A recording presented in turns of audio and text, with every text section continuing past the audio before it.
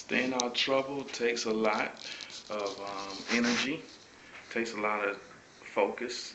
I myself have been incarcerated 5 times, so I know what I'm talking about. I stopped getting in trouble and at a young age.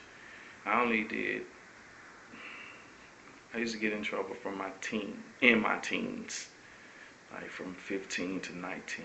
And that was it for me. After that, I pretty much got things together mentally, spiritually, and physically. And I told myself I wasn't going to go back down that road, and I haven't. And it's been over 15 years, and I haven't been incarcerated since. I went back to some prisons to actually speak as a guest speaker, but not as a guest inmate who can't leave. That's the difference. I can leave, he can't. You know what I'm saying? So that's the difference between that. That's the only time I've been locked up since telling myself that was it. So, unfortunately, I do know some people who have continued to be incarcerated because they've made poor decisions.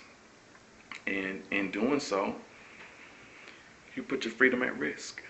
I did it several times. I've been in and out of incarceration 5 times, 3 times as a juvenile, twice as an adult.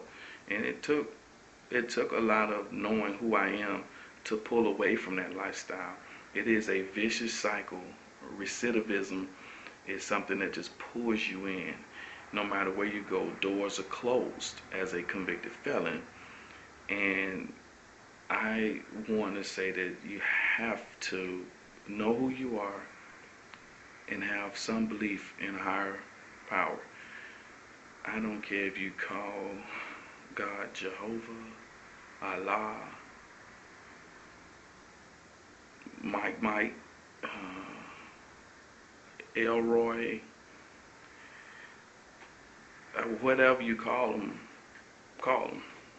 His phone is always connected. That's a line that'll never be disconnected. The FCC ain't got nothing to do with that line.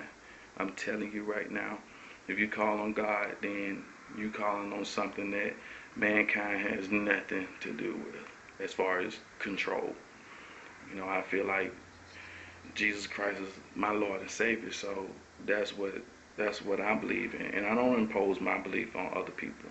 But I'm just saying, to deal with crime, we have to have an open sense of respecting one's religion, and we have to allow that person to practice their religion.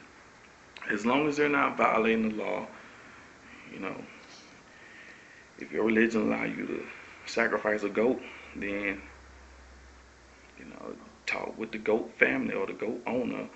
As long as it's not a person, you know, it's a human being. You know, other things you have to, it's kind of iffy, but anyway, my religion is a lot simpler than that.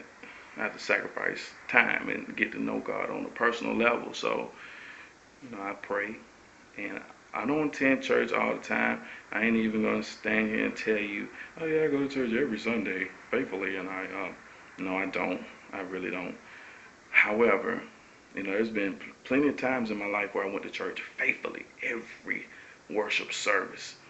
I was there like I should have been a junior minister or pastor or something doing by it.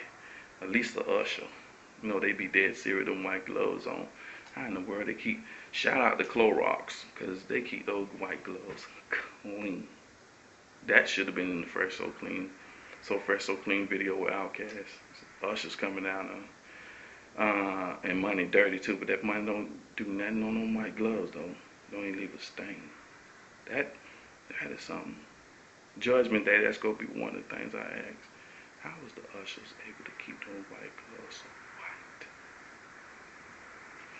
Anyway, I believe people have an opportunity to make choices. Everybody has a choice to make, have choices presented to us. And the decision we make has to be an executive decision. If you look at your life like a CEO look at a company, then you'll make the best decision. A lot at stake. Your salary, your rep, people, jobs are at stake a lot. So if you treat every decision like it's an executive decision, then you'll make the best. You'll think about it before you just jump out there. You know, you don't want to just, you haven't seen a CEO just jump out there with just some random thought, hey, let's do this. No, they think about it. Believe me. So that's my take on it. So I'll keep coming at y'all, sharing things and sharing my thoughts, and thank you for paying attention. Google Roddrick Marshall.